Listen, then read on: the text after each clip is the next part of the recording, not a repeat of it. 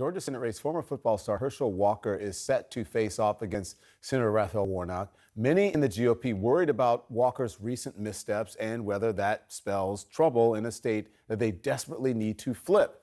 CNN's Kristen Holmes has the latest. Thank you. Thank you. In battleground Georgia, growing concerns about Herschel Walker's candidate performance amid a series of verbal stumbles. From his views on climate change. Since we don't control the air, our good air decided to float over to China, bad air. So when China gets our good air, their bad air gotta move. So it moves over to our good air space. And now we gotta clean that back up. To gun legislation. Do you support new gun laws in the wake of this What I Texas like to do, what I like to do is see it and everything and stuff. I like to see it being able to do. Miscues like those, plus a recent disclosure he fathered 3 children he had not spoken about publicly, sparking questions about Walker's ability to defeat Democratic Senator Raphael Warnock in one of the Republican Party's best opportunities to flip a Senate seat. Georgia's Senate race this November is yet again probably going to be the deciding factor in control of the U.S. Senate. And with a volatile national environment for Democrats, Raphael Warnock defending his seat could end up being the decisive 50th seat for Democrats or Republicans. It's Herschel Walker versus the truth. Warnock's re-election campaign has aggressively questioned the GOP nominee's preparedness for office in several recent television ads.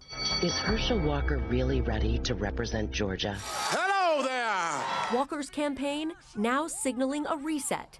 This week announcing the addition of several top Republican operatives, less than 2 months after the former football star easily clinched the Republican nomination, boosted by the endorsement of former President Trump. Herschel has been one of the greatest athletes in America, and I know he will go down also as one of the greatest senators in America. Well, hello, Atlanta, Georgia! But Warnock is facing his own challenges. Some of the things that we're seeing nationally, issues with inflation and gas prices, and kind of the pessimism about the direction of Joe Biden as president, is trickling down into Georgia voters, even ones that are Democrats, even ones that may like Raphael Warnock. There's also this feeling that Joe Biden and Raphael Warnock are tied to the hip that Republicans are trying to push. That's a message outside groups supporting Walker are reinforcing on TV. Tell Senator Warnock to start voting against reckless spending to stop inflation. A recent Quinnipiac poll shows while just 33% of Georgia voters approve of Biden's job performance, a significantly larger share, 49%, approve of the job Warnock is doing. Warnock also outpacing Walker in fundraising, hauling in more than $17 million during the second quarter of 2022, compared to roughly $6 million for his GOP rival. And Don, both Democrats and Republicans in the state have told us they believe this race really could go either way. And that's very clear from how the parties are spending in Georgia. We are still 4 months away from this election, and there's already been nearly $60 million going into ads in the state. Don? Jeez. Kristen, thank you very much. I appreciate that.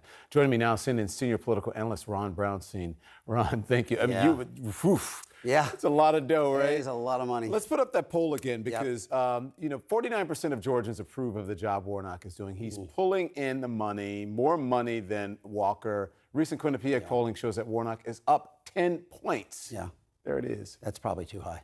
You think so? Yeah. There's a new poll out. There's a new poll out today. AARP is doing polling in battleground states done by the pollsters in 2020 for Donald Trump and Joe Biden. So it's credible. Fabrizio on one side, Anzalone on the other. They had Warnock up 3 today.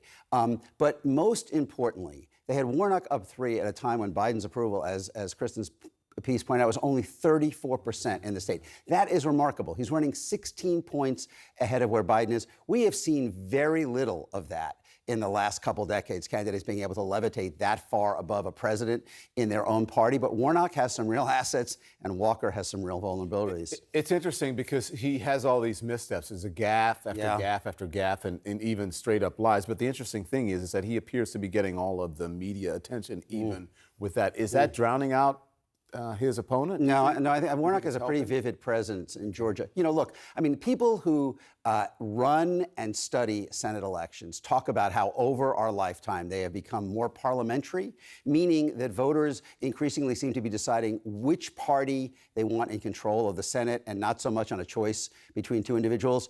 Herschel Walker is testing the maximum extent of that because I think there have been very few candidates who have ever raised as many doubts about their own qualifications for the job. And he's in the ball game because Georgia is a tipping point state. It's a close state. And voters, as we saw with Biden's approval rating only at about 34%, are really unhappy with the way things are going in the country. But even amid all of that, I mean, in this poll today by Fabrizio and Anzalone, Raphael Warnock is winning 1/4 of the voters who say they disapprove of Joe Biden.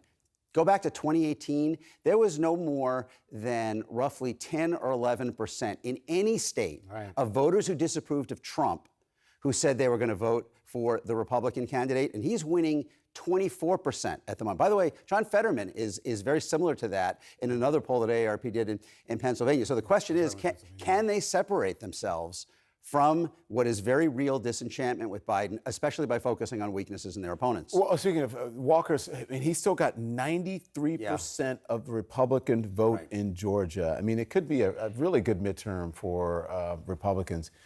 Do you think you think that is lifting his chance? That is his only chance. That's his only chance. They're really, I mean, it's very hard to imagine that there are a lot of voters looking at these two candidates and the way they comport themselves and their degree of fluency on the issues and say Walker is more personally qualified for the job than Reverend Warnock. I mean, what they are saying is that we want Mitch McConnell to be the majority leader and setting the agenda. We don't want Chuck Schumer to be the majority leader and setting the agenda. And that is the problem. You know, as I said, that is why people describe Senate elections as becoming more about the party and less about the person, more parliamentary. But there are limits to that. There are always exceptions to that. I mean, in 2012, if you remember, I mean, Claire McCaskill won in Missouri because her opponent was so unacceptable, even when it was voting very heavily against Barack Obama. So, as I say, what we are seeing, at least right now, in a number of these states, in Wisconsin, in Pennsylvania, and Georgia, Republicans are only winning a little over 70% of the voters who say they disapprove of Biden. Okay, that is way below what you usually see for the party out of power among voters who disapprove of the president. Can Democrats sustain that all the way through November? That's going to be the challenge. But there is now a pathway and a plausible kind of narrative that's developing that could allow Democrats to hold the Senate, even if they do relatively poorly in the House. Dun, dun, dun. Yeah. Stay tuned. Stay tuned.